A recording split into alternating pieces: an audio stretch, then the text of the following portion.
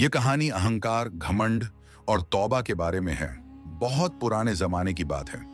अरब के एक बड़े और अमीर शहर में सलीम नाम का एक बहुत मशहूर ताजिर रहता था। उसका कारोबार दूर दूर तक फैला हुआ था। उसके पास इतने ऊंटों के काफिले थे कि जब उसका काफिला शहर से गुजरता तो लोगों को रास्ता खाली करना पड़ता था। अल्लाह ने उसे दौलत, शोहरत और इज्जत सब कुछ दिया था, लेकिन धीरे धीरे उसके दिल में घमंड आ गया था। सलीम को लगता था कि उसकी दौलत उसकी अपनी मेहनत का नतीजा है। वह अक्सर कहता था, मैंने अपनी किस्मत खुद बनाई है। शहर के गरीब लोग जब उसके पास मदद मांगने आते तो वह उन्हें नजरअंदाज कर देता। कई बार तो वह उन्हें डांट कर भगा भी देता। एक दिन की बात है, एक बूढ़ा फकीर सलीम की दुकान के सामने आया। उसके कपड़े बहुत पुराने थे और वह बहुत कमजोर लग रहा था। फकीर ने विनम्रता से कहा, अल्लाह के नाम पर कुछ दे दो बेटा। सलीम उस समय अपने व्यापारियों के साथ बैठा हुआ था। उसने फकीर को ऊपर से नीचे तक देखा और हंस पड़ा। काम क्यों नहीं करते? भीख मांगना आसान है ना? फकीर ने शांत आवाज में कहा, बेटा घमंड मत करो, दौलत हमेशा नहीं रहती। सलीम को यह बात बिल्कुल पसंद नहीं आई। उसने गुस्से में अपने नौकरों से कहा, इसे यहां से भगा दो। नौकरों ने फकीर को वहां से धक्का देकर निकाल दिया, लेकिन जाते जाते फकीर ने सिर्फ इतना कहा, अल्लाह इंसान को उसी चीज से आजमाता है जिस पर उसे घमंड होता है। सलीम ने इस बात को मजाक समझकर भुला दिया। कुछ महीनों बाद सलीम ने एक बहुत बड़ा व्यापारिक सफर शुरू किया। उसका काफिला बहुत बड़ा था। दर्जनों ऊंटों पर कीमती सामान लदा हुआ था। उसे पूरा यकीन था कि इस सफर के बाद उसकी दौलत और भी बढ़ जाएगी। काफिला रेगिस्तान के लंबे सफर पर निकल पड़ा। पहले कुछ दिन सब कुछ ठीक चलता रहा, लेकिन एक रात अचानक तेज तूफान आ गया। रेगिस्तान की आंधी इतनी भयानक थी कि कुछ भी दिखाई नहीं दे रहा था। ऊंट इधर उधर भागने लगे और लोग अपने तंबू संभालने लगे। कुछ ही देर में काफिला पूरी तरह बिखर गया। जब सुबह हुई तो सलीम ने देखा कि उसका ज्यादातर सामान गायब हो चुका है। कई ऊंट भी खो गए थे। सलीम पहली बार डर गया, लेकिन उसकी मुश्किलें अभी खत्म नहीं हुई थीं। जब वह शहर वापस लौटा तो उसे पता चला कि उसके कुछ साझेदारों ने भी उसके साथ धोखा कर दिया था। उन्होंने उसके कई व्यापार अपने नाम कर लिए थे।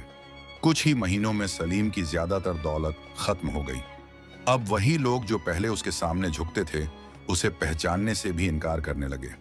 सलीम के पास अब न तो बड़ी दुकान थी और न ही ऊंटों के काफिले। वह अक्सर अकेला बैठकर अपनी पुरानी जिंदगी के बारे में सोचता।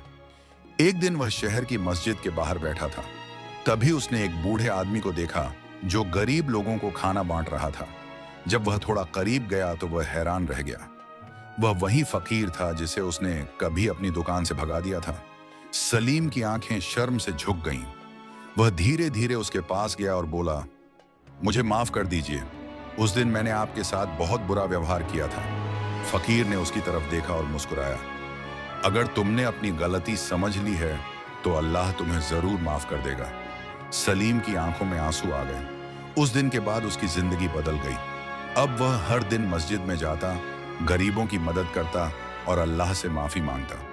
कुछ साल बाद अल्लाह ने उसे फिर से थोड़ा कारोबार दिया, लेकिन इस बार सलीम बिल्कुल अलग इंसान बन चुका था। अब जब भी कोई गरीब उसके पास आता, वह कभी खाली हाथ नहीं लौटता, क्योंकि अब उसे समझ आ गया था, दौलत इंसान को बड़ा नहीं बनाती। असली इज्जत इंसान के अखलाक और उसके दिल की नेकी से मिलती है। सलीम की जिंदगी अब पहले जैसी नहीं रही थी। कभी वह शहर का सबसे अमीर ताजिर माना जाता था, लेकिन अब उसके पास बस एक छोटा सा घर और थोड़ी सी जमा पूंजी बची थी। पहले उसके दरवाजे पर हर रोज लोग खड़े रहते थे, लेकिन अब शायद ही कोई उसे याद करता था। लेकिन इस बार उसकी जिंदगी में सबसे बड़ा बदलाव उसके दिल में आया था।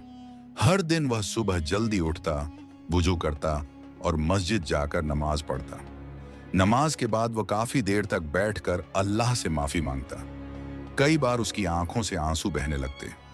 वह अपने आप से कहता, या अल्लाह, मैंने घमंड किया, मैंने गरीबों को ठुकराया, मुझे माफ कर दे। धीरे धीरे शहर के कुछ लोग उसके इस बदलाव को देखने लगे।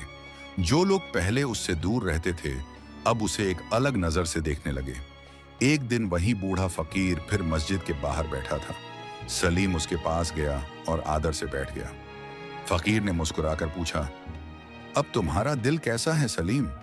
सलीम ने धीरे से कहा, पहले मेरे पास बहुत दौलत थी, लेकिन दिल खाली था। अब दौलत कम है, लेकिन दिल को सुकून मिल रहा है। फकीर ने सिर हिलाया, यही असली अमीरी है। उस दिन से सलीम अक्सर उस फकीर के साथ बैठकर बातें करता। फकीर उसे सब्र, शुक्र और इंसानियत की बातें सिखाता। कुछ महीनों बाद शहर में एक बड़ी मुसीबत आ गई। उस साल बारिश बहुत कम हुई थी, खेत सूख गए थे और कई गरीब परिवारों के पास खाने के लिए भी कुछ नहीं था। शहर में भूख और परेशानी बढ़ने लगी। सलीम ने जब यह हाल देखा तो उसका दिल पिघल गया। हालांकि उसके पास ज्यादा पैसा नहीं था, लेकिन उसने फैसला किया कि वह जो भी कर सकता है करेगा। उसने अपने घर में रखा थोड़ा सा अनाज निकाला और गरीबों में बांटना शुरू कर दिया। पहले दिन उसने 10 लोगों को खाना दिया, दूसरे दिन 20 लोग आ गए। कुछ ही दिनों में यह खबर पूरे शहर में फैल गई कि सलीम गरीबों को खाना खिला रहा है। लोग हैरान थे। एक आदमी ने कहा, क्या यह वही सलीम है जो कभी किसी को एक सिक्का भी नहीं देता था? दूसरे ने कहा, लगता है अल्लाह ने उसके दिल को बदल दिया है। एक दिन एक बहुत गरीब औरत अपने 2 बच्चों के साथ सलीम के पास आई। उसकी आंखों में आंसू थे। मेरे बच्चों ने 2 दिन से कुछ नहीं खाया। सलीम ने बिना कुछ कहे अपना खाना भी उन बच्चों को दे दिया। उस रात उसने खुद सिर्फ पानी पीकर गुजारा किया, लेकिन उसके दिल में अजीब सा सुकून था। उसने आसमान की तरफ देखकर कहा, या अल्लाह, अगर मेरी थोड़ी सी मदद से किसी का पेट भर जाए तो यही मेरी सबसे बड़ी दौलत है। कुछ समय बाद शहर में एक बड़ा व्यापारी आया। वह दूसरे शहर से व्यापार करने आया था। वह बाजार में घूम रहा था कि उसने कुछ लोगों को सलीम के बारे में बात करते सुना। एक आदमी कह रहा था, वह आदमी पहले बहुत घमंडी था, लेकिन अब गरीबों का सहारा बन गया है। व्यापारी को यह बात दिलचस्प लगी। वह सलीम से मिलने उसके छोटे से घर पहुंच गया। जब सलीम ने दरवाजा खोला तो सामने एक अमीर आदमी खड़ा था। क्या आप सलीम हैं? जी हाँ, व्यापारी ने कहा। मैंने आपके बारे में बहुत कुछ सुना है। मुझे अपने कारोबार के लिए एक ईमानदार साथी की जरूरत है। क्या आप मेरे साथ काम करना चाहेंगे? सलीम कुछ पल चुप रहा। पहले अगर कोई उसे ऐसा मौका देता तो वह तुरंत मान जाता, लेकिन अब उसका नजरिया बदल चुका था।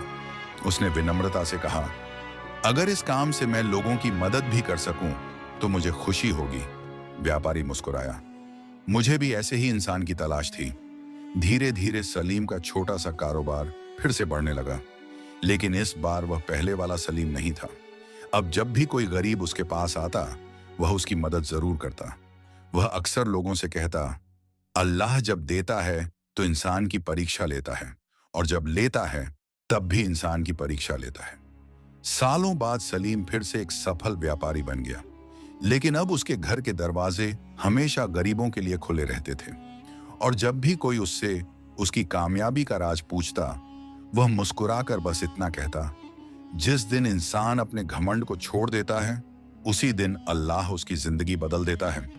अगर आप चाहें तो मैं अगला भी बना सकता हूं। शिक्षा घमंड इंसान को गिरा देता है। जब इंसान अपनी दौलत, ताकत या कामयाबी पर घमंड करता है तो वह भूल जाता है कि सब कुछ अल्लाह की देन है। दौलत हमेशा नहीं रहती। दुनिया की दौलत कभी भी खत्म हो सकती है, इसीलिए इंसान को हमेशा नम्र और शुक्रगुजार रहना चाहिए। तौबा से इंसान बदल सकता है। अगर कोई इंसान अपनी गलती समझकर सच्चे दिल से अल्लाह से माफी मांग ले तो अल्लाह उसे माफ कर देता है और उसकी जिंदगी बदल सकता है।